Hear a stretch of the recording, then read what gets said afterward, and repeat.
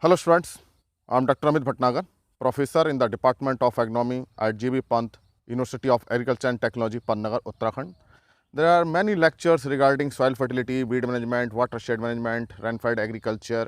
A number of lectures are there for the student especially, and some lectures are for farmers especially in Hindi, and there is separate playlist for farmers कृषि किसान। तो किसान भाइयों के लिए कृषि किसान एक मैंने अलग से प्लेलिस्ट बनाई जिसमें हिंदी के लेक्चर हैं, लेकिन जो आज का लेक्चर है वो स्टूडेंट्स के लिए है, और जो स्टूडेंट्स के लिए है उसको मैं मिक्स रखता हूँ हिंदी इंग्लिश दोनों में, ताकि स्टूडेंट उसको समझ सकें।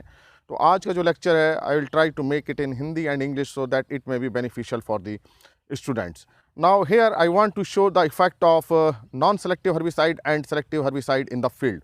Now here you can see the browning in the field. There is a heavy weed infestation and we use the paraquat. It is non-selective herbicide, contact herbicide, and we used this herbicide yesterday.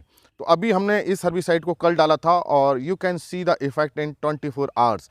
24 hours में आप देखिए पूरे fields के जो weeds हैं वो बिल्कुल death हो गई है, और बहुत जल्दी इसका क्विक एक्शन है. If we want to kill the weeds immediately then this herbicide paraquat is very good and effective herbicide, and residual effect is very short, so we can use just before sowing of the crop, and after the killing the weeds we can prepare the field and infestation can be reduced. तो ये आप देख सकते हैं कि जो parakeet non selective herbicide है उसने सारे वेजिटेशन, चाहे कोई था, चाहे ब्रॉड लीफ है, चाहे नैरो लीफ है, चाहे सैनेडॉन है, सभी वीड्स को इसने किल किया है. हाँ, पार्थिनियम को भी इसने किल किया है, लेकिन पार्थिनियम पे इसका इफेक्ट थोड़ा कम है. And to kill the parthenium we have to increase the dose of this paraquat. तो जहाँ पार्थिनियम का इन्फेस्टेशन है वहाँ इसका डोज बढ़ानी पड़ेगी, and we use this amount about 2 litre per hectare. तो 2 लीटर पर हेक्टर की हमने इसको यूज़ किया था पैराक्वेट का, and you can see the effect only in 24 hours, and it is very good herbicide to kill the vegetation. तो आप देख सकते हैं कि पूरे हर्बिसाइड को हमने किल कर दिया है, और ख़ास तौर से ये कहाँ इफेक्टिव है, in zero tillage system, because in conventional system there are so many strips of conventional system, zero tillage system, permanent bed, permanent ड्रेज, minimum tillage, number of strips are there, and it is very effective in zero tillage system because we don't go for harrowing or any other cultivation. तो zero tillage में हम कोई harrowing वगैरह करते नहीं है, तो हमें जो वीड्स को किल करना होता है तो पैराक्वेट को हम बहुत अच्छी तरह से यूज़ कर सकते हैं और जल्दी किल हो जाएंगे, और रेजिडुअल इफेक्ट भी इसका नहीं होता है. तो आप देख रहे हैं कि how much effective is this parakeet.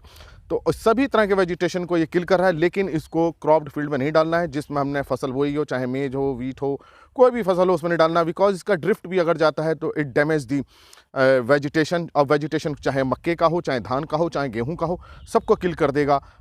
इसलिए हम इसको अवॉइड करते हैं फसल में डालने में. लेकिन अगर वाइड इंटर रो स्पेस है जैसे शुगर केन है, then we can use by using the hood, and hood protect the this spray from drifting. तो हुड लगा के हम कर सकते हैं इंटर रो स्पेस में, ताकि उसकी एक स्पेस से बाहर ना जाए. लेकिन शुगर केन में कर सकते हैं उसको हम, लेकिन थोड़ा सा हमें केयरफुल रहना पड़ता है कि अगर शुगर केन लीफ पे गया तो उसको भी डैमेज करेगा. एंड दिस वेजिटेशन रिजुविनेट, इसकी रीग्रोथ हो जाती है पैराक्वेट के बाद. इसका एक ये प्रॉब्लम है कि पैराक्वेट डालने के अगर हमने तुरंत इसके बाद इसको फिर मैनेज नहीं किया किसी दूसरे कल्टीवेशन से या दूसरी प्रैक्टिस से, तो इसकी रीग्रोथ हो जाती है और फिर वीड इन्फेस्टेशन हो जाता है, वीड की ग्रोथ हो जाती है. तो ये जो क्विक एक्शन है, the mode of action is that actually it may be asked in examination, what is the mode of action of paraquat? Actually it trap the electron, or it divert the electron, or we can say it accept the electron during photosynthesis.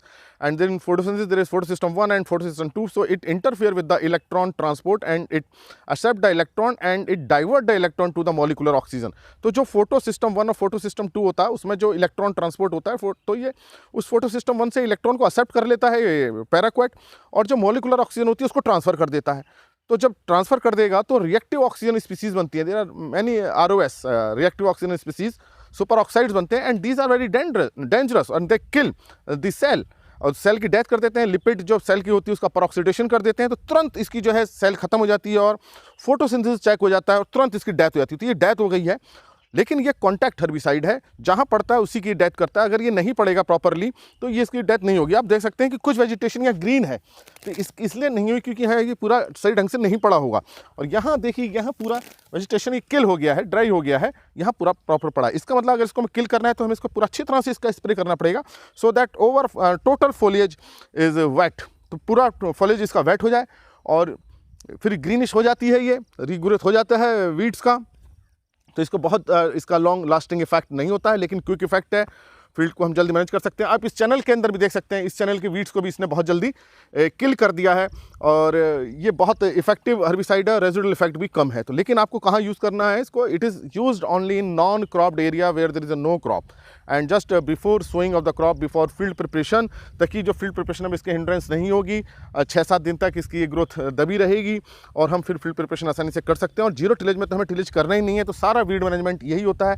That's why parakeet application is pre requisite for zero tillage system. तो zero tillage system में तो parakeet या glyphosate डालना जरूरी होता है weed control करने के लिए। जीरो टिलेज का प्री रिक्विजिट है, इसके बिना देखिए अगर हम जीरो टिलेज कर ही नहीं सकते क्योंकि इतनी बड़ी घास रहेगी तो हम स्विंग करेंगे ही नहीं, रो स्पेस जो रो है उसको हम खोल ही नहीं पाएंगे। तो ये मैंने आपको दिखाया नॉन सेलेक्टिव इफेक्ट जो पैराक्वेट का।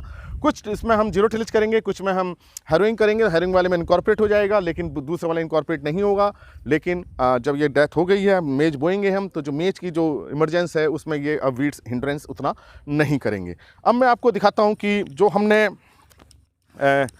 क्रॉप बोई है मेज की, उसमें हमने यूज़ द टेम्बोट्राइन। यहाँ आप देख सकते हैं कि ये हमने जो स्विंग थी इसमें वीड्स हैवी इन्फेस्टेशन आप देखिए, and in this case we use the tembotrione and tembotrione is selective systemic herbicide and it is specially for maize. ये मेज के लिए है tembotrione and the mode of action is that it inhibit the enzyme HPPD, hydroxy phenyl pyruvate dioxygenase. तो ये HPPD enzyme, this enzyme को ये inhibit कर देता है and this enzyme inhibit the carotene synthesis. तो अब इस एंजाइम कौन करता है, कैरोटीन को इनहिबिट कर देगा। जब कैरोटीन नहीं बनेगा तो क्लोरोफिल नहीं बनेगा, जब क्लोरोफिल नहीं बनेगा तो आप देख सकते हैं ये ब्लीचिंग हो गई है, बिल्कुल वाइट पड़ गया, डेथ नहीं हुई है, this is the bleaching and it control the broad leaf weed and grassy leaf. So this tembotrione is highly effective, it is selective herbicide and used in case of maize. तो यहाँ देखिए इस herbicide ने मेज को किल नहीं किया है, मेज की ग्रोथ एज सच ही है, लेकिन ये जो वीड्स हैं, ये देखिए वीड्स पूरे जो हैं, चाहे ये साइप्रस आ रहा हो, चाहे इसमें साइनोडोन हो, चाहे ये ब्रॉड लीफ हो, इसको देखिए ब्लीचिंग करी है and it control effectively broad leaf weed and narrow leaf weed and also सेजेस। सेजेस को भी आप देखिए, जो साइप्रस है ये देखिए, इसको भी इसने ब्लीचिंग की है, लेकिन यह है कि साइप्रस की रीग्रोथ हो जाएगी, ग्रीनिश हो जाएगी, लेकिन इसको कुछ एक्सटेंट तक कंट्रोल करता है। So this is the effect of this selective herbicide. So selective herbicide are used in crop. Selective herbicide को हम क्रॉप के अंदर यूज़ करते हैं ताकि क्रॉप को कोई डैमेज ना हो, और नॉन सेलेक्टिव को हम नॉन क्रॉप में करते हैं जहाँ कोई क्रॉप नहीं होती है। तो ये मैंने आपको इसका मोड ऑफ एक्शन भी बताया टेम्बोट्राइन का। It inhibit the activity of HPPD enzyme which inhibit the carotene synthesis and thus inhibit the synthesis of chlorophyll and if there is no chlorophyll no photosynthesis. और जब chlorophyll नहीं रहेगा तो उसका colour कैसे हो जाएगा, ब्लीच सफ़ेद पड़ जाएगा, ब्लीचिंग हो जाती है। और वहाँ आप देख सकते हैं पैराक्वेट में पूरी ब्राउनिंग हो गई है, डेथ हो गई है। तो ये दोनों हर्बिसाइड का अपना अपना रोल है, अपने अपने इंपॉर्टेंस है। और selective herbicide is used in particular crop. इस बात को ध्यान के लिए, जो सेलेक्टिव हर्बिसाइड होते हैं, गेहूं के लिए अलग सेलेक्टिव हर्बिसाइड है, राइस के लिए अलग सेलेक्टिव हर्बिसाइड है, शुगर केन के लिए अलग सेलेक्टिव हर्बिसाइड है, लेकिन जो नॉन सेलेक्टिव है वो आप कहीं भी यूज़ कर सकते हैं, बट क्रॉप्ड एरिया में नहीं करना है। चाहे इरीगेशन चैनल में करें, चाहे आप साइड में करें, चाहे नॉन क्रॉप्ड एरिया में करें, इसको कंट्रोल आप कर सकते हैं नॉन सेलेक्टिव से। और ये जो है हमने इसको यूज़ किया है और इसका मैंने आपको ये डेमोन्स्ट्रेशन भी दिखाया है कि कैसे हम ये इसने इफेक्ट किया है। लेकिन ये जो टेम्बोट्राइन है, ये इसको हमने करीब 1 हफ्ते पहले यूज़ किया था, 6 दिन आज इसका, it is the 6th day, it was used 6 day before. तो इसका इफेक्ट जो होता है सेलेक्टिव हर्बिसाइड के धीरे धीरे 3 या 4 दिन बाद नजर आते हैं। तो उसका इमीडिएट इफेक्ट नहीं होता है सेलेक्टिव, धीरे धीरे होता है। ये सिस्टमिक होते हैं, पहले उसको सिस्टम में जाएंगे, रूट में जाएंगे, शूट में जाएंगे, फिर स्प्रेड होंगे, फिर अपना इफेक्ट शो करेंगे। लेकिन जो ये नॉन सेलेक्टिव था contact herbicide parakeet, it is highly reactive, बहुत जल्दी रिएक्शन करता है। इन 24 आवर्स में आप देखिए, 24 आवर्स में कल उसको स्प्रे किया था, आज उसका इफेक्ट देखिए, और इसको हमने 6 दिन पहले किया था। तो ये भी एक डिफरेंस है सेलेक्टिव और नॉन सेलेक्टिव हर्बिसाइड का। तो ये मैंने आपको बताने की कोशिश की है how this selective and non selective herbicide works. Thank you very much.